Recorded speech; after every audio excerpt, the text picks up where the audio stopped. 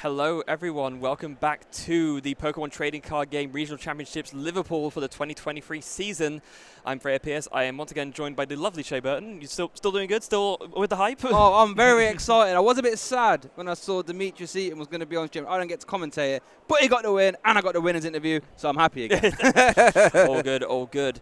Now, everyone competing here, I think it's one thing that's very important to talk about is why is everyone here, right? You know, winning the tournament is one thing, but there's a bigger goal in mind for all the players here, I think it's safe to say. Yeah, there's sort of an end goal for most players. Everyone wants to try and get that Worlds invite, you know, especially now since it used to always be in the US. Then we saw it in London, and now it's going to be the first one in Japan. So people really want to get that Worlds invite. Yeah, the road to Yokohama, as it were, the World Championships in Japan. So in order to qualify, players have to compete in official Championship Series events to collect championship points.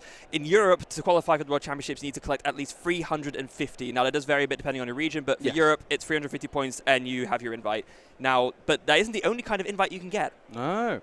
I mean, if you are lucky enough to be in the top 22 players in Europe, or the top 16 in America, a top 4 in Oceania and the Middle East, you actually get to go straight to Day 2 at Worlds, which is in itself is a fantastic thing because Worlds is a multiple day event, obviously. But Pokemon actually pay for your hotel and your flights as well. So you're getting paid to play Pokemon, and that is something that, you know, the top tier players, and I'm sure we will be getting some of those on stream later, that is their goal. And you need, you know, sometimes upwards of 1,000+ CP to get that. It's a pretty sweet deal, right? You know, you do 2,000 Pokemon events to get your flight to the World Championships paid for. Can't complain about that one. Now, so we're here at the Regional Championships, which is one of the kinds of events that gives out championship points. But there are events both at, I guess, a lower level and a higher level than a regional. So regionals is kind of like the sort of middle ground. If you win a regionals, you get 200 championship points, which doesn't quite get you a Worlds invite, but gets you a good chunk of the way there.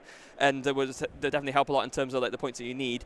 But there's also local events, which are currently suspended. Currently suspended. Yeah. But they are really good for getting you invited as well. Because if you win a League Cup, 50 CP, good amount of CP. And actually League Challenges, one below that as well. If you win that, you get 15, I believe. But my favourite type of event that isn't Worlds, the internationals, they're my favourite. And if you watch the LAIC, you might have noticed old Freya knocking about on the LAIC streets. So talk to us about them ones, Freya. Yeah, absolutely. So, yeah, the international championships, they are the most prestigious events, basically, besides the World Championships. There's 4 of them every year. One, you can say, in each corner of the globe. So one in Europe, one in North America, one in Latin America, and one in Oceania. As you just mentioned, I had the privilege of casting the Latin American Championships. That was the first one of this season that's just been and gone. We've also had a lot of regionals this season already. I'm sure you guys have tuned in some of the streams before. So we had the special event in Bilbao, we had the London Open at Worlds just before that, and then we had our first regional in Lille, and then Warsaw after that, and most recently, but just for this one, Stuttgart, which have all been and gone. We are here now in Liverpool. That is the January regional, and the next big event is actually going to be the next international championships. It will be the one in Oceania. Yeah, where you get massive CP for international. You get a top 128 finish. You get yourself a nice, crisp and clean 100 CP, a good chunk of your invite there. And moving forward from there, you have the Bochum regionals as well. Got a special in Utrecht, I believe that's pronounced. And then it's our internationals in Europe. That's going to be in London. That's going to be another big event. I cannot wait for that one. Yeah. It's really look forward to going to that. And then finishing things off, we have another regional championships over at Malmo. So that's the regional for the Scandinavian area, and then one special event in Torino in Italy as well. And then polishing things off, we have the last international championships, the one to end it all over in North America.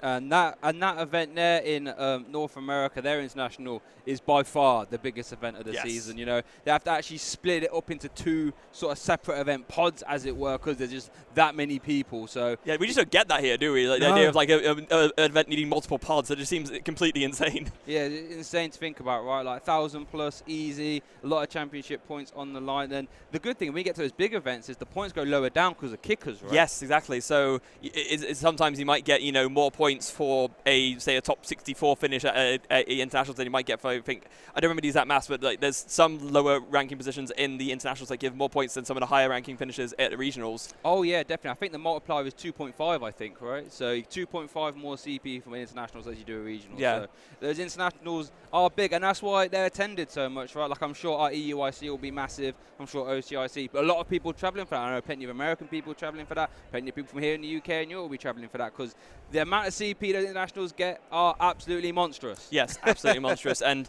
if you do well at an IC, that's that could qualify you for a travel stipend for the internationals, because of course it's not just the world's stipend that you're qualifying for. There's also stipends for the international championships themselves, and travel awards for that, depending on how well you do in a certain quarter.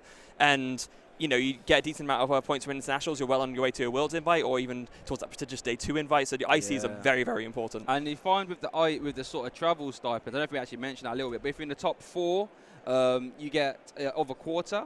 You get Pokemon will pay you £4,000 to go to the IC, the next IC. So obviously the next stipend will be for OCIC. We just saw Demetrius Eaton earlier. He's actually got an IC stipend for the 1,001. He's in the top 16.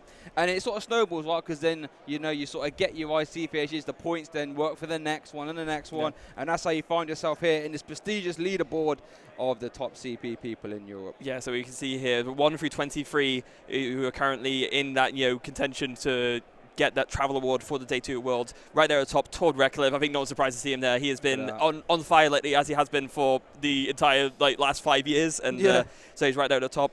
Owen right hot on his heels with 720 points. And then we have Lucas, Julius, Magnus Pedersen, Pedro Torres, very, very well-known player, just won recently in Warsaw.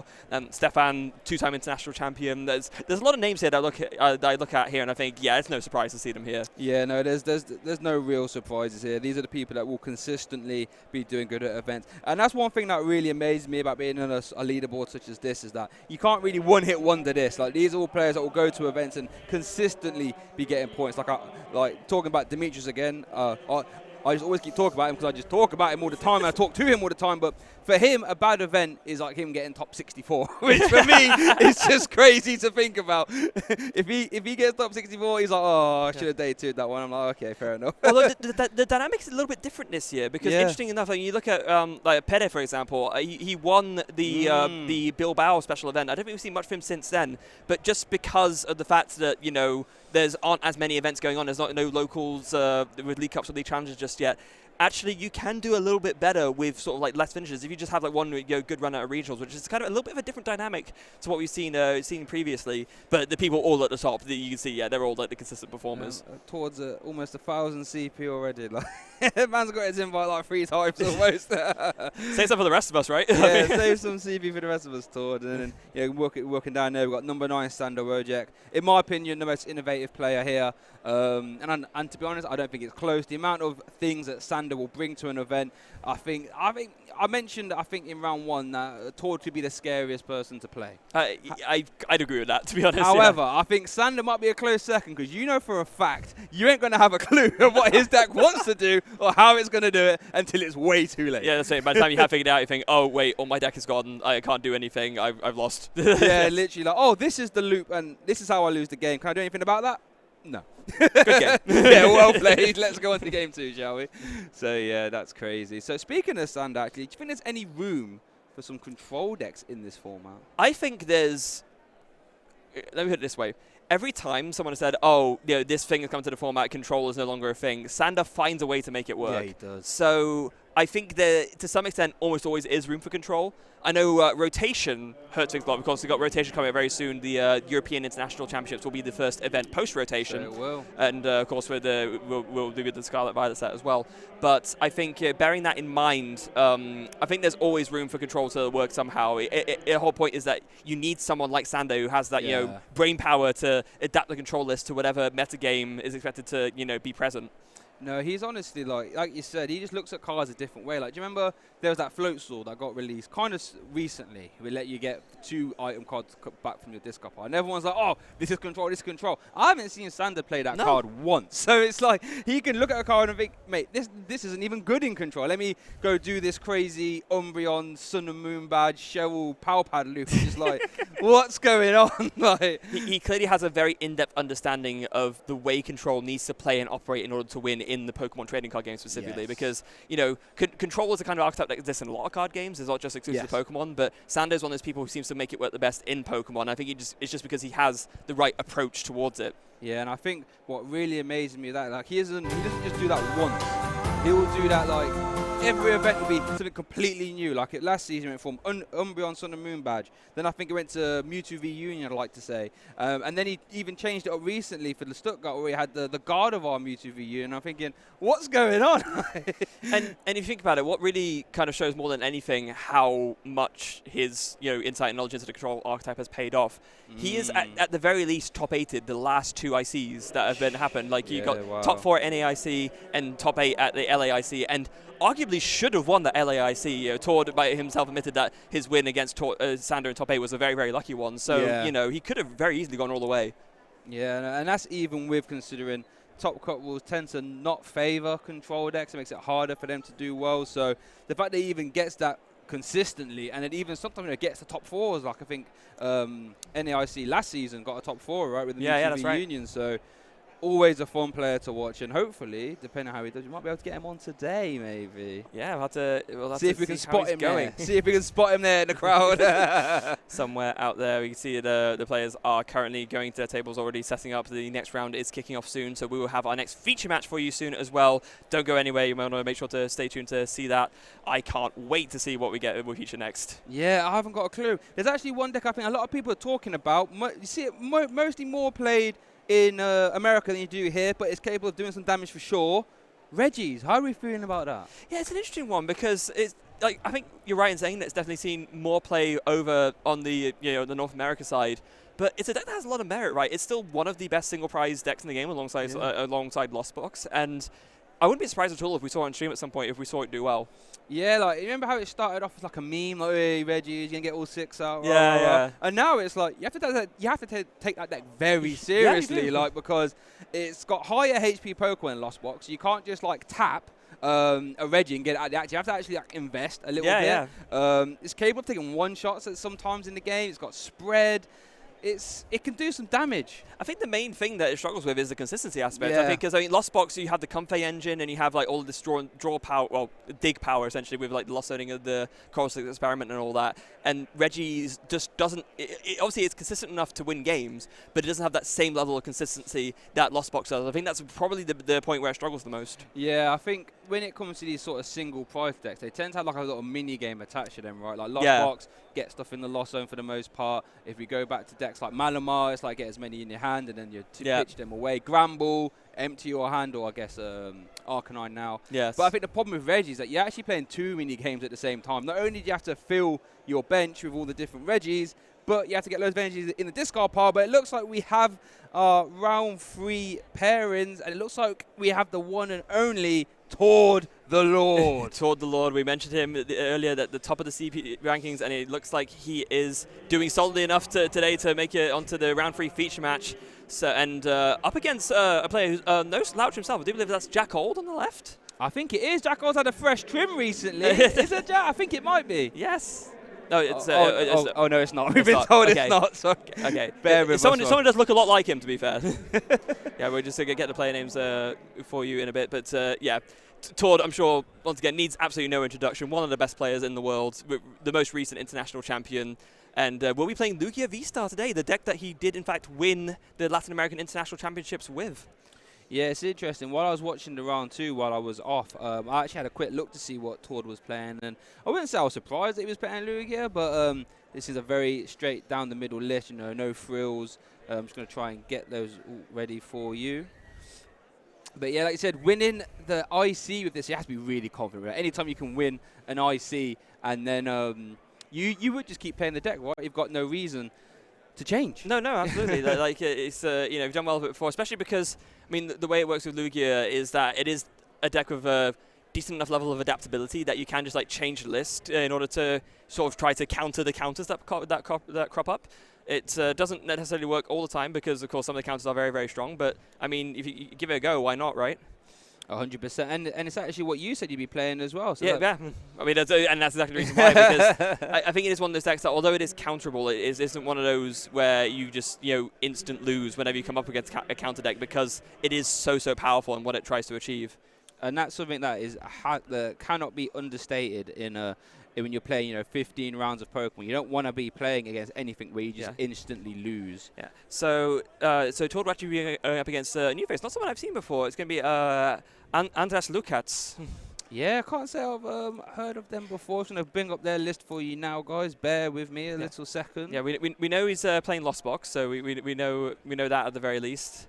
But so we're going to bring up this now, so we have an idea of what kind of Lost Box is piloting, because Lost Box is also one of those decks that's kind of seen a lot of variety recently. You know, we can play it with going down the Rayquaza route, you can play it going down the Sableye Charizard route, or you can play it going down the Kyogre route as well, where you finish off with like this really big sweep with the Kyogre doing like discarding energies from the top of the deck and doing damage to 2 bench Pokemon. Yeah, which is crazy. Like, Lost Box has like, what, 3 or 4 different ways that you have to all be worried and careful about, and it's really hard actually if you, to even know what your opponent's playing. If they flip over Comfy, you have to kind of guess. Yes. And it looks like actually he's playing a Giratina focus. Oh, okay. So not really Lost Box, then more like Giratina. More Giratina, right? Yeah. And that's really interesting because in our last round, where we saw Alex playing against the Palkia.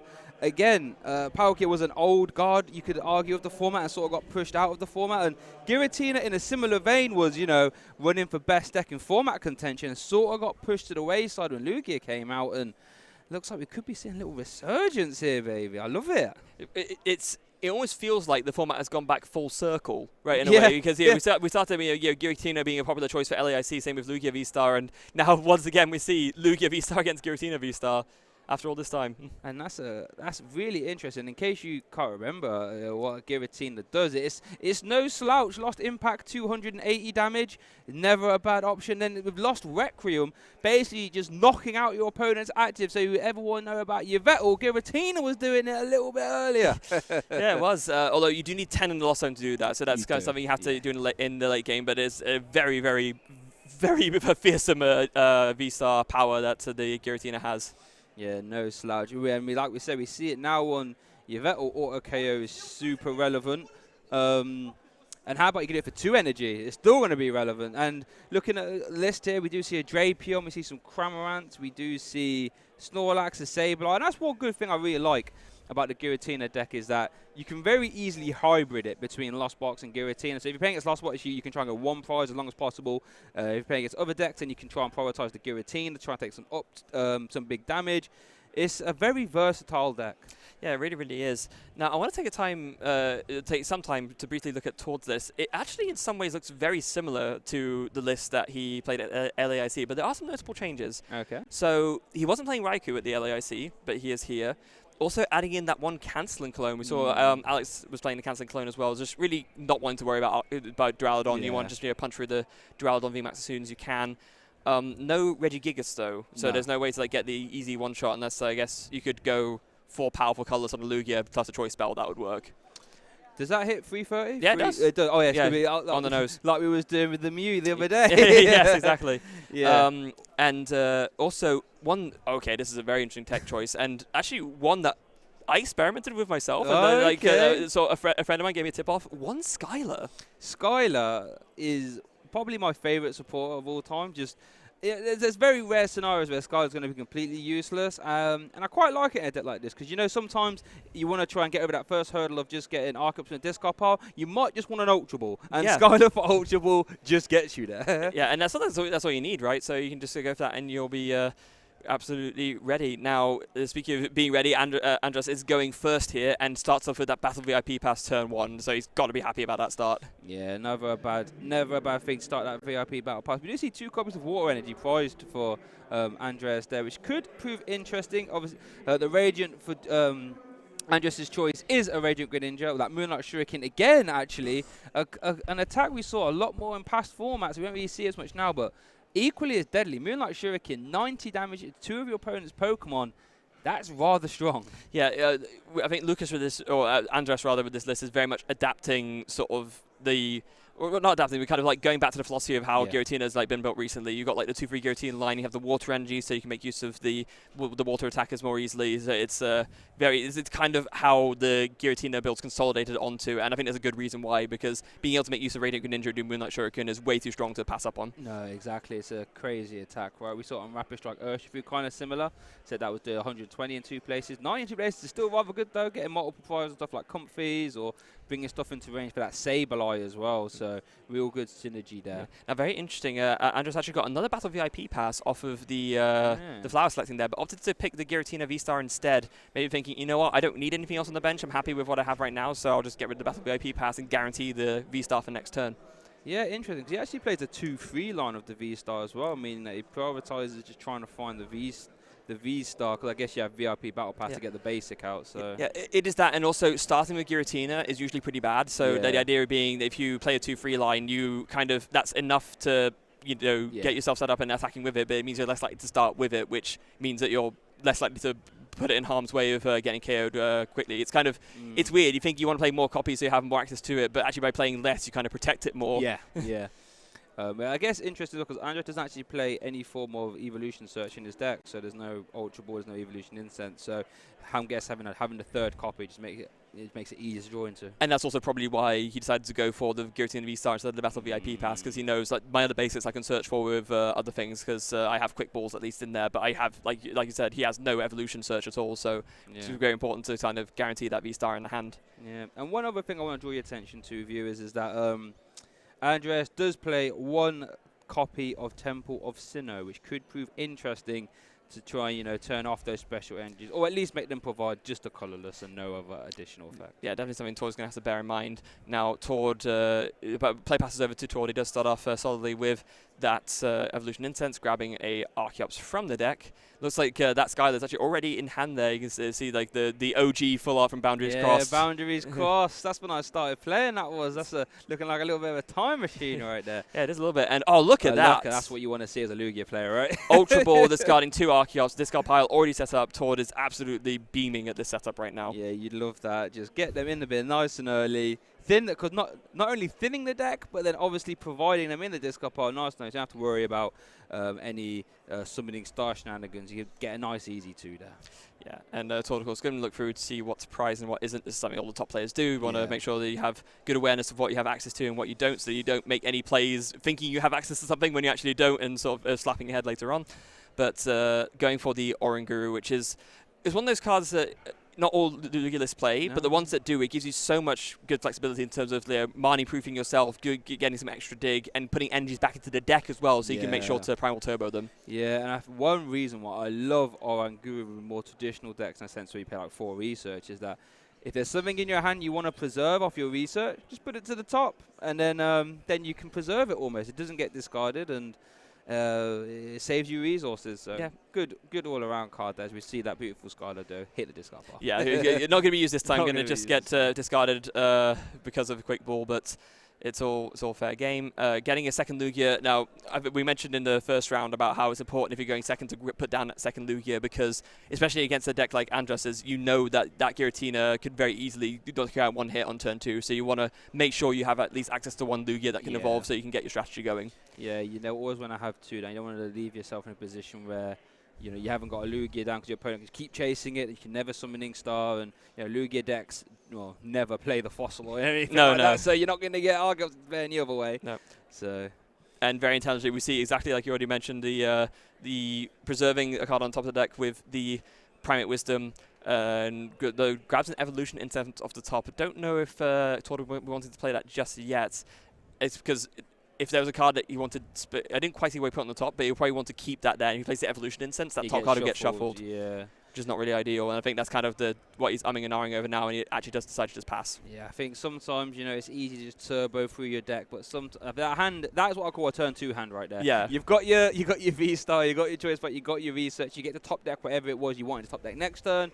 Tord just opted to say, you know what, I don't need to go too crazy here. Let's just, make sure we get in this game and not do anything crazy. Yeah. Colress's Experiment, one of the interesting cards, I think. Not only does it open up, these Lost Zone engines, but it's actually become the supporter to play if you don't want to discard stuff too heavily. The main example being Arc Duraludon doesn't play research. It plays Colress's Experiment, just showing you how good of a card it really is.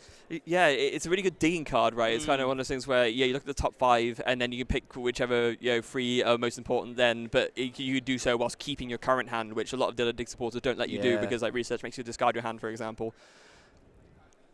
So yeah, looking at Andres, he has got the turn 2 Giratina V-Star currently working with 6 in the last one, so he's getting close to that Mirage Gate. I feel as if Giratina very reliant on those Mirage Gates, right? Yeah, absolutely. It just needs one more in the Lost Zone. You see, off the course of this experiment, Andros actually put a Psychic Energy and an Escape Rope. Of course, he doesn't want to play the Escape Rope, because if he does, Todd's just going to move that Lugia out of the way and stop Andros from taking 2 prizes. But he does need a switch out here, and he needs some way of... So he has 1 scoop up there, but I don't think he has a way to switch after that, so he might be... Is he going to take the risk? No, he's not. He's actually just going to go spit innocently. So not... Because if he goes to the Comfey, he has to hit another switch out, and that's not guaranteed. I think he'd rather just play it safe. Almost like I'll call it like the Comfey paradox. If you Comfey and just to find a switch, you can put yourself in an awkward position. Yeah. So, so maybe this is the opening Tord needed. 2 prizes. If Andros had 2 prizes up there, really forces the pressure. But looks like Tord is off to the races. Playing Evolution Sense, immediately getting that nice golden one there as well. Very nice. Very nice indeed. Now, the one thing that this does bring in terms of a benefit towards Andros is that Tord now needs to find a Gusting card in order to take 2 prizes, right? That's the thing. Yeah. And I mean, if he does, I mean, Andros is going to end up very far behind. That's going to be very sad news. But if Tord just ends up carrying his Cramorant, Andros is fine to then just bring up the Comfey for the last Lost Zone, and then attach manually plus Mirage Gate maybe just to get it going. He'll be much more likely to find a way to be able to actually attack back and take the knockout on the Lugia. Yeah. Oh, he's using the Celebi as a V-Star marker. Celebi. Only from Tord the Lord, you love to see it. Of course, Tord has often talked about how Celebi is his favourite Pokemon. Yes. He's had that plushie for ages. His mum made it, I believe. I think you're right. Mum made it. I remember that as well. Very, very, very sweet. He still has it with him after all this time. So, Primate Wisdom preserving the Lost vacuum. Yep, on top of the deck. And finding a Raikou, interestingly enough. I was got to say, Raikou's really interesting in this matchup because it just forces pressure on these Comfeys. Cramorant, I believe, is lightning weak, so it can put a lot of pressure on that Raikou. And in a deck like Andros, we talked about Chorus Experiment, but it's not that sort of big drawing card. You might struggle to find your Manaphy, for example, if you're only relying on Chorus. So that Raikou, like we saw in round 2, actually, can be really cheeky against these Lost Box style decks. Yeah, it can. Okay, and now, Tord has a very good different line now. With the access to the Raikou, he can now, attach to it. I think, does he have the energy in hand to do it as well? Because he needs to attach 1 to the active and 1 to the Raikou, but depending on what energy he has in hand, it might go one way or the other. Okay, double turbo to the active, and then probably, I imagine, an Aurora from hand onto the Raikou, and then he can just take 2 knockouts right here. Yeah, and this is, what's so interesting about these amazing wares. I remember when they came out and they were just so awkward to use. You could never really use them realistically, and all it took was just being able to fling special energies around, and all of a sudden, these really crazy attacks like Amazing Shot and Amazing Burst are now so useful. Look at this. There's a 1 prize Pokemon taking 2 prizes without any drawbacks. So if Andros doesn't deal with this Raikou, he's going to do it again. And incredibly strong term. And Andros also has no way to deal with that easily. He's not playing Manaphy in his list. Oh, no, he's not. Sorry, he isn't playing Manaphy. I apologize. I thought he did play a 1-off, but I was looking at Tor's list. So, actually, this Raikou is very awkward now. Yeah, no, this... And this is the problem, this is what I really like about Lugia, is that it's really a 1 prize deck for a lot of the time, because you can't let these 1 prizes hang about. You can't let Charizard hang about, it's going to swing again. You can't let your Vettel hang about, it's going to KO you again. And Raikou is just a bench disruptor, just picking apart your bench. Honestly, it's crazy. And I'm just in a tight spot, because you don't really want a lost impact for 1 prize. You have to Lost Zone 2 energy, find a Mirage Gate, it can just get awkward. No, exactly. It's, so I'm sure that what he'd rather do is find a second Cramorant, because of course the Raikou does have 110 HP, so Cramorant does exactly enough to take a knockout on the Raikou, but he does need to find it. Oh, in fact, no, he can't. It's in the prizes.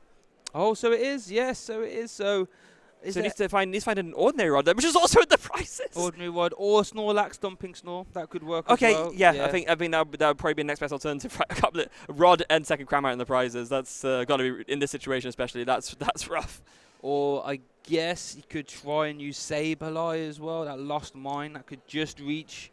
And it looks like that's what he's actually setting up there. Who is he? The Mirage Gate though. So I guess this is probably Andros' best defense now. Try and respond to the 1 prizer with a 1 prizer. But then that opens up the door for Tord to just, go Boss, Serena, powerful, take out the Giratina. And looks like he's opting, just trying to work out what he wants to attach here. Surely it's you attach to The yeah. Giratina. Okay. Oh yeah. Yeah, yeah. one on each. One on each. One on each. Yeah. Yeah, I think the only problem is Andros still needs to find one more card to Lost Zone because there are Yes. currently 9 in there. So a Sableye Lost Mine does need 10 to work. So gonna have to find one more, Lost Zone out, as it were. Now there is one Lost Vacuum that Andros plays, but I don't know if he has it in hand just yet. Has he used the active flower selecting yet? I didn't. Maybe he hasn't. Hold on. Wait. on. Yeah. Hold on a second here. Is there that? Let's Careful. Oh, no, let's see it again. Templates. Let me just count the Lost Zone there. 1, 2, 3, 4, 5, 6, 7, 8. Yeah, looks like there is 9 there. It hasn't got a 3-star marker as well. That's wait. No, hold on. That's 9, right? Can we double check this? 1, Yep. 2, 3, 4, 5, 6, 7, 8, 9. Unless there's a card off screen. Yeah, that's the only thing I'm thinking. Looks like the judge is counting. Okay, the judge is counting, I believe. Does he have a Lost Vacuum? No. Uh-oh. So. Oh, so no. I guess he gets that back and. Are we cursed? Like, it just seems like. Oh no! He Oh. just get us off. So I guess you can say like a new scratch. Are you allowed to do that? I mean, Well, yeah. So the way it works is you're in the attacking step now. Yep. So you can declare, if you can't use the attack you declared, you can declare another attack. But I'm guessing actually he can do the attack though, right? Yeah. You can. Oh, you can use that if you have. Oh no. So Yeah. So you you can't use use scratch. Yeah. Yeah. So Okay. it's going to be scratch for 20 from Andros, and oh dear. That's is that just going to be Yeah, Andros just concedes after that. Yes. There's no coming back from that one. Oh, it's sad. It's sad to see, but I mean that is one of the things with these lost box decks. You have to. They are well known for being meticulous to play. Right? Yeah. There's a lot of decisions that need to be made, not only of just getting stuff in the Lost Zone, but what to Lost Zone, right? And I guess over the course of a big day, you might be a mistake might happen every now and then. Yeah, especially because you go for the counter and think, oh yeah, surely I have 10, right? I have so much in there, but then especially when you're just one short, I think it's a very very easy oversight to make, and one I'm sure that Andros won't make again. He'll make sure to count very very precisely when he's going for the next one. And the thing is, I play a little bit of Lost Box myself, and sometimes you are like 2 or 3 turns deep. You just assume you've got 10, and sometimes you count. You're like, wait a minute, I've only got 8 or 9. How's this happened? Exactly. It can happen, and unfortunately, it came at the wrong time. Yeah, that's unfortunate for Andros. So, after that, just recognizing there's no way of recovering this because the Raikou is just going to take another double knockout on the Sableye, and I think that was the comfy. So, he goes 4 prizes ahead, and Andros hasn't taken 1 prize. Yeah, I think it's more than a fair concession there, I think. Yeah, and that's what I said, mention about those amazing rares. They have to be dealt with quick because you can't just let them carry on because Raikou just goes again. Yeah. It's game over. And that may be one reason why we saw Tord really careful with that Lost Vacuum. Because he maybe thought, wait a minute, Giratina used to play Temple back in the day when it was paid a lot. Let me hold on to this Vacuum just in case the Temple come down, and it worked. Yeah. So going into game 2, Andros will be going first again, so that will help him. And thinking that maybe he will want to, if possible, maybe try and go a bit more aggressively with the Giratina and get that turn 2 knockout with the Lost Impact on a Lugia, because that would be then put him so much further ahead in tempo. Yeah, I think that's what we're going to have to try and do. Pressure Lugias, hope Tord only gets 1 down, try and get rid of it. And threaten that Giratina. Force Tord to actually start swinging with 2 prizes so you can try and respond. Use Lost Requiem to try and catch up in the mid to late game. Stick the Temple down. Hopefully it sticks for like an awkward time for Tord exactly. as well. Now, there is definite play to be had, but when you're 1-0 down, it's an uphill struggle. No, it really is.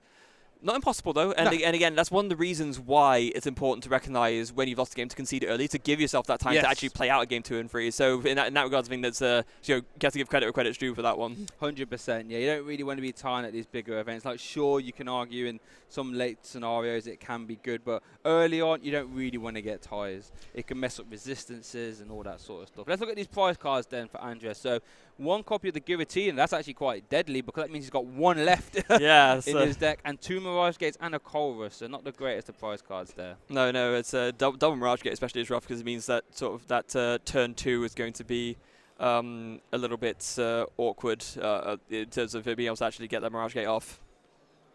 Yeah, really interesting. And one interesting thing for Tord is that he's prized that 1 copy of Lost Vacuum there, so that means the Temple will be sticking outside of a Tempest Dive, so you can tell the Tempest Dive out the way. But that means that initial Tempest Dive will only be doing 220. There will be no Powerfuls or anything like this outside of a Choice Belt. So got to keep that in mind there for Tord. Yeah. So, and I'm just looking through to see what he has access to. We'll notice that there's 2 Mirage Gates missing, which not really ideal. But does go ahead and grab that Radiant Greninja straight away. Wants to be aggressive with the early draws, start getting some energies in discard and drawing some more cards. Of course, you do play a decent amount of energy recovery in this deck. You do play the energy recycler and you play the ordinary rod, so you can get energies that you discard early back with Greninja. So you just discarding them isn't the end of the world. Yeah, not the end of the world. And I really like Greninja as well. Like I said, the earlier one you get it, the more value it gets over the game, right? So you can see multiple cards every time. Yeah, absolutely. Now we do see the first flower selecting going in the. Wait.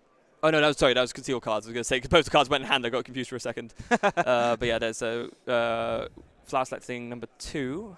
Escape rope going in there and finding that Chorus's experiment. Yeah, very good find. So yeah. I think that turn 2 is going to be a little bit more explosive, hopefully for Andres. But then just going to be a pass and over to Tord with what looks to be a handful of energy, actually. Yeah, so a quick boss here, Dunsparce, a Heat Fire, 2 Aurora. I don't know what that other card was, but we might be seeing a Luminion for like Marnie here. Yeah, I was going to say, you've got that many energy in hand. I mean, this is why Marnie is a very important card for the Lugia V-Star deck to play, right? You want to make sure you have a means of getting all those energies back into the deck when they're all clogged up in your hand. Yeah, exactly that. So let's see. Probably doing a little prize check here, trying to work out, what's in the prize. Skylar's in the prize, so we probably won't be seeing Skylar at least today, or not today, at least in this game. And I imagine it probably is going to be a Luminion, right? Because that hand didn't seem that great to me. No, it didn't. There wasn't really much to work with other than, like, mentioned a bunch of energy. Yeah, look, a powerful colorless, a Heat Fire, and Aurora, and and is that research as well? No, you don't want to research all that away. No, definitely not. It's like Tor is just working out here what to do. It goes for the Oranguru, actually. Interesting. Maybe saying if I can save one of these energies, maybe the research is worth it. Yeah, possibly, actually. I guess...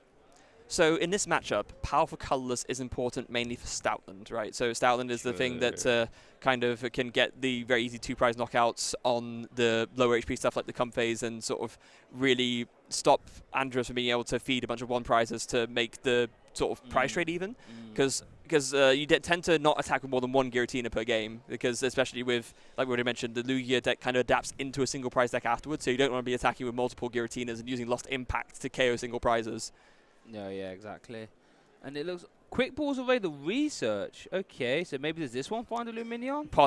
Possibly, yeah. I mean, if there's double quick ball, then surely, yeah, now you go for it. No, just a second Lugia. There must be another supporter in hand then, because otherwise you don't want to just, like, sit on this. You haven't even been able to get any Archeops in the discard pile at this point. You need to, like, find some really quickly.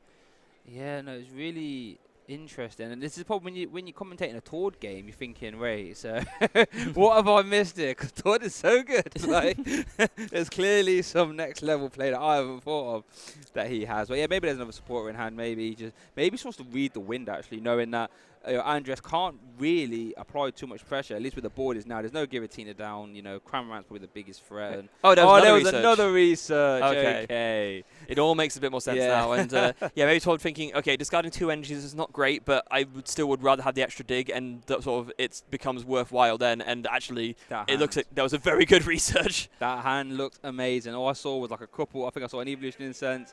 There's an Archeops. I see an Ultra Ball, I believe. So he's basically got it all.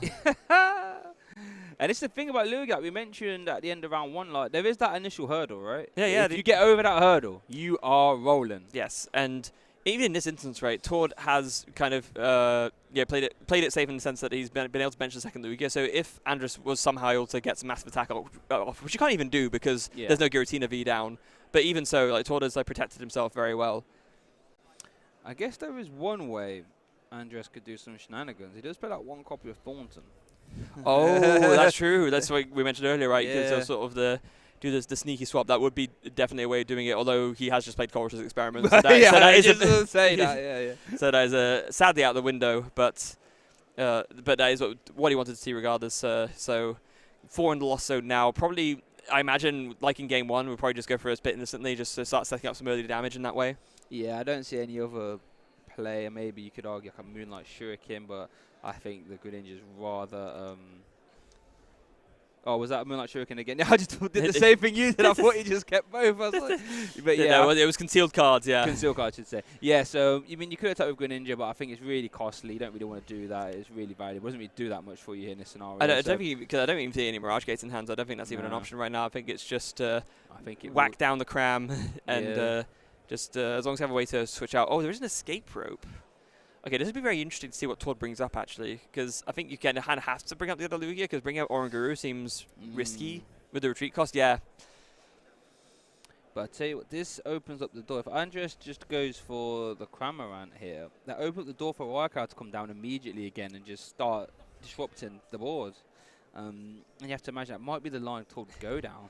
Yeah, the Raikou isn't prized currently, and there isn't the Ultra Ball in hand, so as long as Todd is confident enough to feel like he has the means to get the Archeops, the second Archeops in discard pile, and then grab the Lugia and the Raikou. I'm sure that's probably what he's going to go for. So in any case, yeah, there is scoop up net into the scoop up net on the Comfey into the Cramorant. Spit innocently, does 110, and can Todd find it now? Yeah, and it's back over to Todd. I know we top that boss, probably not the one you want to play. I mean, you could argue getting rid of the good ninjas, decent, but let's see what we got there. So see, there's a Lugia V-Star in hand, and there was an Ultra Ball. I think there's 2 Archeops. I think there's 2 in the bin. I think he got rid of 1. No, so there's only 1 because he discarded it off Read the Wind. So right, I think what he was doing now is grabbing the second one off of this Evolution Incense and then using Ultra Ball to discard it. And I think he's basically... I think he might have it all, actually, because if he can Evolution Incense for this, he can Ultra Ball, discard the Archeops and something, grab the Raikou. Oh, he hasn't done Evolution Incense, my goodness. Yeah, wow. So that research was amazing for Todd there, wasn't it? Yeah, the research plus the Read the Wind as well. Read the Wind, sorry, for the extra free cards, yeah, finding him everything that he needs. As we do see that he's just kind of piece it together in this hand now. Obviously, when you have so many cards, you want to make sure that you do things in the right order and make sure you don't miss anything. But yeah, there's the Raikou. There it is. I think we're going to see the same play again. And that's the thing. Raikou, if left unchecked, 120 in 2 places is just this disgusting. If you're a 1 prize deck, 120 just dissects you, doesn't it? Yeah. Like, oh dear. And this is really similar to what you saw in round 2, actually, where the Raikou is just going to destroy the bench and just if left unchecked against these Lost Box decks. They really don't want to be giving up 2 prizes at a time, right? No, they really Andres don't. hasn't even got Giratina in play, and he's still giving up 2 prizes. It's just not a fun time. And I imagine when Todd was building this list, he was probably thinking that Lost Box would be prevalent enough to the point where it's worth including the Raikou again, because he didn't play at LAIC, but I mean, we can see how much work it's putting in here. I mean, my goodness. And it's just so effortless, and like we said, Andres has to deal with this Raikou. He cannot let it hang around because it'll just do it again. And we know Todd has a boss on us, so he even boss up something else that's Lightning Week and just make sure he's taking 2 prizes at a time. Yeah. Now, there is one saving grace here, and that is the fact that, unlike last time, the second Cramorant is not prized, so Andres can dig for that and find that and then just take the KO on the Raikou with that, and I'm sure that's what he'd like to do, but he does still need to find it, so it's kind of up to him to sort of dig through and see how best he can respond to this Raikou that's just currently doing amazing shots all over the place. And let's see, what does he have the other Roar in hand? Yeah, it does. Was. Yeah, it does. Yeah, I was just a bit worried there, and it's all gone well here, hasn't it? Like it's got Cancer Clone, don't need that, and Amani for good measure. Amani as well, and that's one thing the sort of lost zone decks tend to struggle with is a lot of Marnie. They like to build their hand big over time, right, of Colress and so they can pick out what part of the combo they need. And if you're basically saying, okay, I'm going to take 2 prizes this turn, you've got a 4-card hand start your turn, and you have to deal with this Raikou right now without a Giratina in play, can you do it? As if not, this could snowball and run away. Yeah, and that's the last thing that you want, right? Because Andres is probably looking at this and panicking a little bit, right? Because he realized, okay, I saw what happened last game, and I mean, it kind of got sealed by the fact that I thought I had a response and didn't. But even in this situation where if I can get a response, it's still looking pretty ugly for me. Yeah, what is your best case scenario? It has to be the Cram, right? I guess we do see the capture and we do see Cram. So it's going to be a nice, easy Cram response. But, at that point, Todd still has stuff like Stoutland to try and up-trade and go down to 2 prizes at some point. There's a lot of ways Todd can still close this game out. Yeah, although Cramorant, the benefit of Cramorant is that even though it is a lower HP single price Pokemon, it has more HP than some of the other stuff in the deck. Oh, yeah. So I'm actually not sure if Todd has enough in the tank to take a 1-hit knockout on the Cramorant with Stoutland, because you need all 4 powerful colours, I think. Yeah. I meant more so in combination with the boss. Okay. That makes sense. But yeah, 110, that is the one saving grace for Cramorant. 110 HP, it's the same as Raikou? Yeah, same as Raikou. Exactly. So, yeah, you can't just knock it out of the way. You do have to invest a little bit. Yeah. If you put 4 powerful colours on a Stoutland, you can actually do it. that will do it double dip fangs. That's ridiculous to think about. It is a bit. That is ridiculous. Yeah. I think, though, Todd did discard turn 1, didn't he? So, yeah, not in the realms of possibility, sadly. But, thankfully for this time, Andres does have a better response to the Raikou, able to take knockout with the Spit innocently and take his first prize card of the game. Doing everything he can in that scenario. That was the ideal scenario there. Off the back of Amani as well. Love to see that. And let's see what Todd opts to do here. I'm trying to think, what's the most optimal thing here, do you think, Freya? I mean, the most optimal thing would be to get the Raikou back in attack again, but Todd does not have any recovery cards, so that's not something that he'll be able to do, unfortunately. So I guess... That's Arena? It looks like is that a boss as well? Wait, is that a boss next to the... No, it's an Ultra Ball. Right there. Oh, possibly peeking out. Yeah, okay. So... If you can get it set up, maybe you go for the double dip fangs and to KO the Comfey. That would work. You don't need 2 powerful colours for that. Yeah. And then basically force Andres to have that Thornton. I quite like the Stoutland player because there's no offensive pressure from Andres here. I guess Todd isn't to know if he plays like Amazing Rare, I don't know, Rayquaza or anything. But I think at this point you probably would have seen some energy cards that would allude to an Amazing Rare Rayquaza. So. Yeah, and I think the fact that you've seen the Giratina already in the previous game as well makes you think, no, it's probably because if you're playing both Amazing Rare Rayquaza and Giratina, I think that's probably, I think that might be a little bit too much to work with. So yeah, I'm really intrigued to see it. I don't think Lugia's ever the attacker here. It's really costly, and maybe for like your last prize, you might want to close with it, potentially. I think maybe so, but I mean, normally that might be the case, but Andres still hasn't been able to get Giratina down, so if you take a knockout with Lugia, I don't even think you mind that much. No, it's not the best attacker, but it's fine, Yeah, and I guess in this scenario, you can actually make use of Lugia with stuff like DTE, which you don't really want to do normally, but when you're swinging down into, these little HP non-V Pokemon, maybe, and it's 280 HP, it's not going anywhere. No, exactly. Just put a couple of... fair enough. Yeah. I think that might be the best option here, because it's kind of... It's the option that you can attack with that involves the least discarding energy, because that's the other thing. You don't want to be discarding too many energy with retreating and stuff. So given that there's no Giratina threat on the board, maybe it is best for, like Todd is doing here, just to attack with Lugia after all.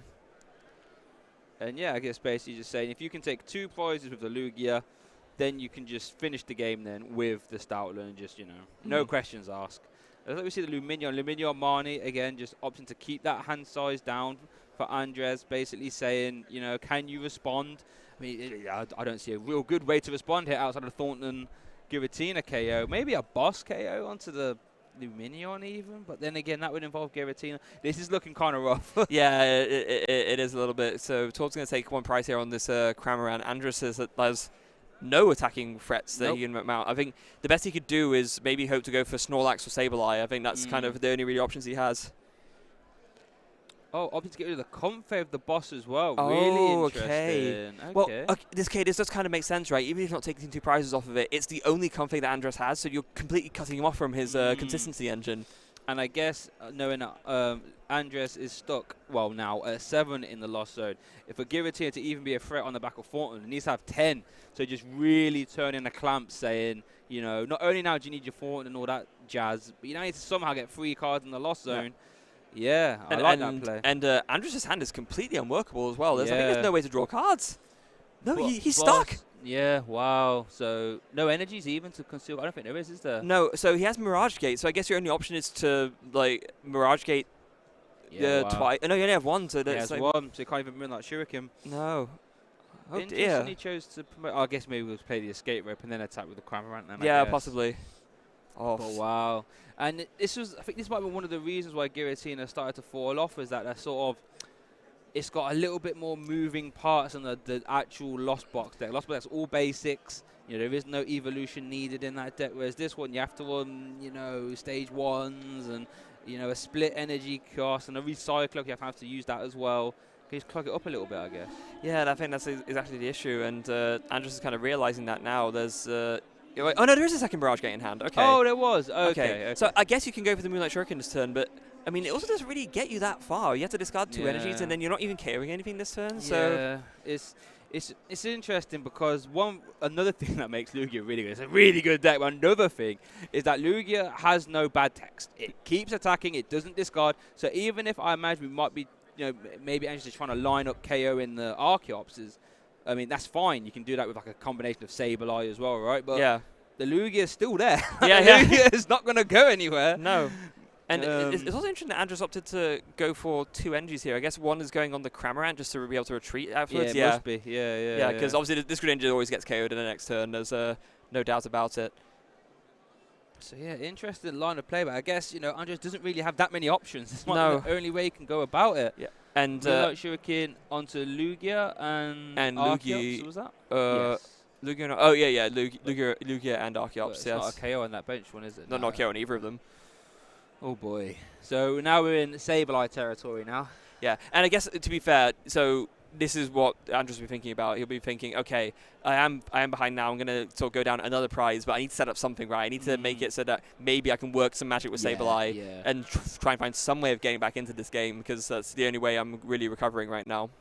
No, you're 100% correct. Sableye, is all for it. It's a very good combat card. Being able to spread 120 damage is insane. For one energy like that, that is not a bad trading card. One thing I'm kind of worried about though is Andres only has 7 cards in the Lost Zone still, so it's not even like... He still needs to get cards in the Lost Zone to Sableye. and that's probably what Todd was thinking about with getting the Comfey, right? Thinking Andres is only stuck at 7. You need 10 for Lost Mine, so... so unless you sort of get lucky and maybe rip a Colress or something, you're kind of stuck. And these Lost box decks don't tend to play that much dig outside of Comfey, so you have to have it in hand, realistically. And already played a couple, so Tor taking that risk, saying, "Yeah, go on. If you got it, you got it. If you haven't, then you're going to be stuck doing a whole lot of nothing." And that's kind of what's going on here. Also, very interesting the commitment of the powerful colorless onto the Luminion. Maybe just thinking for later, I can Aqua Return and then just put it back in the deck anyway. Andres is looking very not happy right now, though. He's like got his head in his hands a little bit, and I think he kind of knows that he's got his back against the wall here. Sort of slipping away from him as it were. But still started 2-0. Good respectable record. 2-1. There was still plenty of time to secure a good finish. But it's going to be an uphill struggle when you match Tor. You know what I mean? It always is. Yeah, you're not in for an easy one, that's for sure. Nope. No. And Tor takes some time to think here. Maybe thinking if he wants to do something before taking the knockout. Looks like he might be deciding whether to do some Primal Turbos, maybe. I think he has. Yeah, I think he has Stoutland in hand already as well, so he doesn't even need to go digging for that. No. So Stoutland's a win con now, though. If Andrew puts anything down, including Sableye, and KO something, the Stoutland becomes a win con. Yeah, but you kind of have to, right? That's exactly the problem. So there's Comfey finds VIP pass plus scoop up net. That still doesn't get him anywhere though. Like wow, that hand is really bad, right? Yeah. He's gonna have to put down the Comfey and escape rope, right? Yeah. Put it down first. Almost. He caught himself. That's the main thing. Very close. What is Tor from error here? Probably the Lumini. Oh, maybe you don't want to potentially lose the powerful though. I don't think you're scared of that because there's how does Andres KO this Luminion? Snorlax? Yeah, I guess, but it seems unlikely. I guess. You're gonna have to do it off this flower select. There's a big flower select in there for Andres. Yes, 1. Here we go. 2. Finally finds the Giratina. Got them both in the thorn. That's quite funny actually. Wait, but I don't think that. Did you have a way to discard the? No. Well, no, he has to lost on one of them. He has to lost either the Giratina or the Fortune, right? Yeah, that's actually really rough. Oh, goodness gracious. Oh.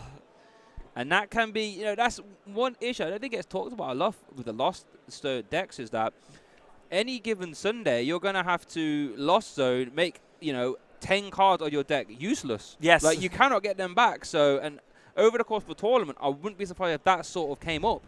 No, I wouldn't either. I mean, it kind of has come up here, right? And I mean, especially now, it's really awkward because Andres has the Lost Zone and Giratina. That's one of only 2 he plays, and the other one is in the prize cards. Yeah.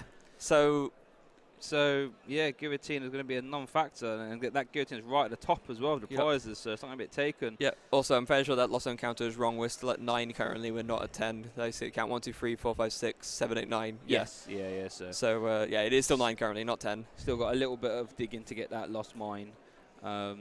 This is, I think it's his last chance saloon here for Andres. We do see that. He's going to do it for us to get caught on stream, baby. Let's go. There we go. What does this become? I think it becomes a comfy. Oh, goodness. That's not what we want to see with Thornton. I mean, you have to, right? It just, air balloon. That's a it's Snorlax. Snorlax. Okay. That thumping snore. Very good card, actually. Yes. 180 damage. Really good ability as well, but not 100% sure. Well, there's no Mirage Gate, right? So you can't power it up. No, exactly. As good as a card as it is, I don't think it maneuvers Andres closer to a victory here. Right. And now there's 10 Lost Zone. Yeah, now there's 10. Yeah, 1, 2, 3, 4, 5, 6. Yeah, there we go. Yes. So we are at 10. You know, we are there. And here we was going to say, we see that scenario there. If you do retreat, that comfort then has to find a switching card, which doesn't really progress you at all. And we just see the pass. So Tord can't use Stout yet, though. That bench is full. So we won't be seeing a win this turn. No, but I think all you do is attach the Lumineon on an Aqua Return, take a knockout. Like, that's fine. Yeah. Literally all you need to do. And yeah, there you go. Aurora and Powerful Colorless. And of course, double benefit because those all get shuffled into the deck as well. And just, send up an Archeops, why not? Archeops has a 1 retreat cost, right? Like, 1 retreat cost. It can even attack in this scenario. Speedwing will take the win, right? So, Tord knocking the table there. That could be one way Andres can win this game still. Gotta be careful there. Yes. Accidentally flipped the table. Back to Andres. One more flower selecting. Does he find anything to try and get him back here? I don't think so. It is. Is that Chorus? It was. Yeah, it was Chorus plus Ordinary Rod. Chorus here we go. Nope. There's a Sableye. Yeah, Sableye. Roxanne might have been nice maybe to try and get back into things, but a bit late finding off the Chorus's experiment.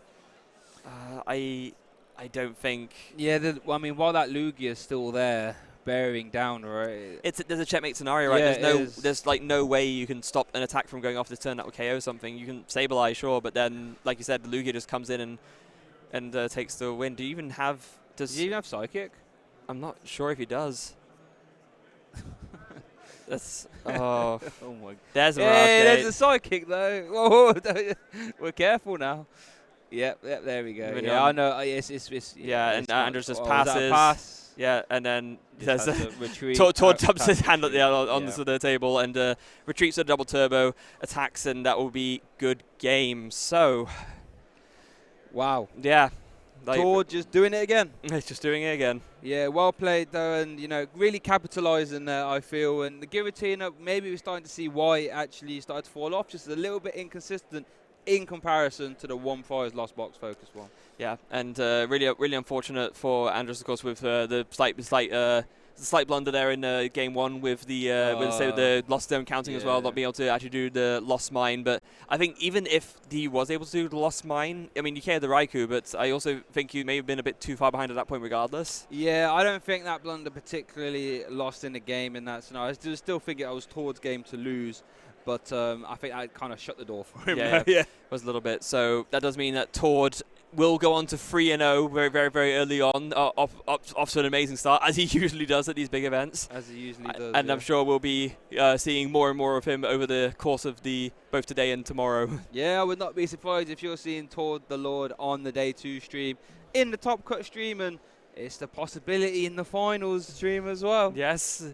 And, of course, we will have a winner's interview with him as well. Not quite yet. We're just going to get that ready for you guys, but we'll be hearing from Tord, so I'm sure he'll have plenty of good insights to provide for all of you guys watching at home, talking through the games a little bit. It's always really nice hearing Tord speak because you can tell that because he does his own streams as well, of course, online. And when you hear him talk, you can just really tell how much thought he puts into every single decision, and he shares a lot of this information just like freely as well. Yeah, no, it's always interesting when you hear these sort of super tippy top tables people talk. Tord, Henry Brand comes to mind for me with this as well. Pedro. Yeah. Is that every card count is so meticulous and would have tens, even hundreds of games testing behind it, and multiple reasons as to why it's played.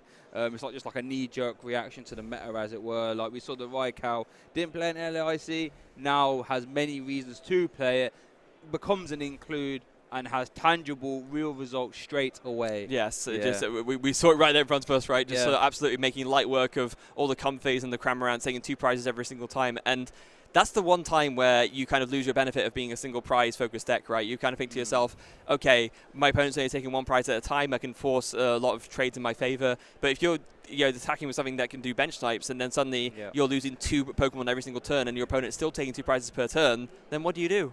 Yeah, and it's interesting because, like, in response to Lugia, Lost Box came pop block. It was like, oh, okay, go on, then we're going to give up one prize. You can Stoutland, but we can then Snorlax to Stoutland, and we're leaving it back out. And now Lugia's like, well, hold on a sec then. If you want to counter my Stoutland, I want to work out you first. So then you're going to have to commit to KOing that, and then Stoutland comes in later, and it's just a counter to the counter to the counter. It's just really interesting to see how it all pans out. Yeah, absolutely is. But I think it's time for us to hear from the man himself, our feature match winner, Todd. Let's kick it over to the interview room to hear from him. Hello, Tord has just sat down. You just had an amazing match on stage. Congratulations, you're now 3-0. How was that match for you? Now that was very that went as planned essentially. This was Giratina Lost Box though, something I did not really expect to meet today. So, I mean, I drew really well. I even got to use my Raikou tech both games, so that was awesome. Probably single-handedly gave me enough of a lead to win on its own, so that was perfect. Speaking of techs, I do want to ask you about one card in your list. So you've been testing on stream, and you've found one card that's very different to everyone else, and that's Skylar. Tell me about why you got Skylar in your list.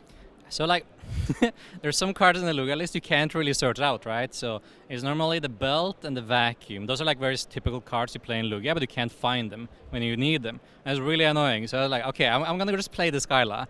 It's time to sort it out. I had to compromise and cut a card I didn't really want to. Probably not too smart saying it right now, but we'll be out there after it, at least. So, but it's really nice being able to access all my items, my belts, my vacuum, my canceling Cologne even that I teched for this event against like a couple counter decks. Yeah, canceling Cologne is all the talk for this event for Lugia V-Star. But I do want to just take a little bit of a trip down memory lane. So I was speaking to you earlier on and said that you're one of those players who got me into Pokemon when I first saw you at Worlds in 2019. You played a deck I liked. For you, what's it like at these events where you are a player that a lot of people love and follow and want to come say hi? I mean, obviously it's surreal still to me. I feel like just a normal player, but I do get a lot of attention. I recognize so, but it's really fun for sure. So I feel very privileged to be at the spot I am right now, and I'm having a ton of fun with it. So. Yeah, and obviously with the IC wins, everything going on, what's left for you is Worlds. That's the big one for you now, and Japan this year. What are your thoughts going into the next era with Scarlet and Violet later on with EXs? Have you looked forward to any of those cards yet and sort of had some thoughts around it? Well, yeah, I looked at the set. The set looks interesting. It's actually like weaker power level than expected. So like at release, it looks like there's only like a few cards that are like really good. But like overall, the power level seems to be like slightly decreasing even, which I think might be a good thing for the game again. Like you see that the numbers might be increasing still, but there's like on Evolution EXs, right? So I think relatively speaking, it's pretty good. It looks kind of healthy for the game as a whole. And they did promise us more comeback cards, and we see a little bit of that already with like the comeback belt they're printing. So like cards that work when you're behind. I love those type of cards. I was going to say, you used to play that a lot with your Mewtwo and Mew. You'd be very comfortable going down a few prizes early on and with that comeback potential. Now the game's quite fast-paced and aggressive. For you, what kind of decks are you worried about with Lugia V-Star at this event in terms of that fast meta we got right now? Well, I mean, since I'm playing Lugia is the deck to beat, right? There's no deck I'm like super worried about because I decided to tech against the worst ones at least. So there's like 3 big decks that are like relatively decent against Lugia if Lugia doesn't have anything. And it's like Weezing, Duraludon, and Aerodactyl tech. When they go first, they can get the turn to Aerodactyl. All of those are pretty scary for Lugia because those are very efficient strategies against it. But canceling Cologne overlaps with all 3, so that's great. And now I have my Skylar to sort it out, so I feel relatively safe against those as well. I have a chance to get back out of their kind of lock on me.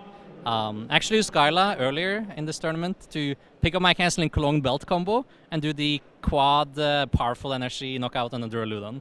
Oh, so that was round 2, right? Yes, that was round 2. So Skylar already in the first few rounds is coming into effect, and hopefully will be there for you in future rounds. We'll hopefully be seeing more of you as you go through the tournament. But we're here in Liverpool at the largest number of attendees in a European event. You've been out to North America with the crazy number of players out there as well, and ICs. What are your thoughts on these massive events now that we're getting over 1,000 people at regionals and ICs, of course? I mean, it's crazy. The growth of the game is also pretty surreal these days. It's is so many people attending here, and the scene keeps growing, and it's very fun to see, and like going to be a part of it all and like follow the growth. It's amazing. And in terms of the people at home who might be watching, they want to find out how they can improve or maybe watch some of your games. You stream, right, on TCG Park? Oh yeah, I stream for TCG Park. I'm partnering with them. So if you want to watch more of me and my content, you can find me on Twitch on TCG Park and on YouTube on TCG Park. So go there. I stream like 5 days a week, so it's a lot of fun to watch if you're interested. Well, I won't keep you any longer because we've got your lunch break now, so I want you to go off and get some food. We will be having another game on stream for you guys. We've kept one back for you, so don't go anywhere. We'll be back in just a moment as we go into our next game.